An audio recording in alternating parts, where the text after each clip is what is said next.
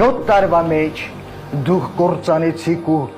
Աջուրդի հանեցիք Արցախը, բոլորս գիտենք, դատարկեցիք դիվադաթարարիք իմ հայ ժողովրդին, հանեցիք, բերեցիք ու մատնեցիք անտերության, 5000-ից ավել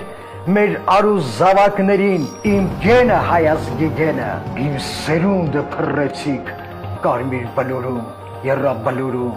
տարբեր գերեզմանոցներում, 12000 հաշվանդամ բերեցիք, դուք ստորացրեցիք հայազգի և Հայաստանի պատիվը, գնում եք արտասահման թուրքերի մոտ կռկված, ձեր ամբողջկեցվածքը մի հարցական նշանի նման, չգիտես տեղ ով է մարդա, ծառայողնա, սուրճ բերողնա, ով է կանգնած, պարզվում է Հայաստանի ղեկավարը։ Դուք կարդացել եք Կրիլովի առակը,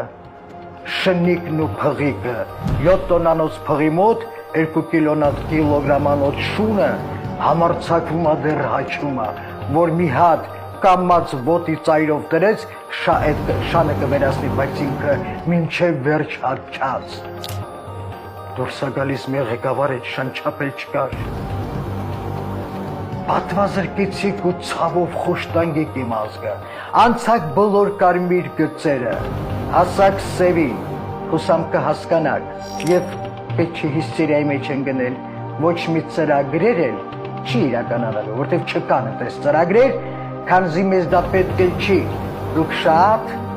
արագ ու շատ եռանդուն ձևով ինքներդ փորում եք ձեր փոսը։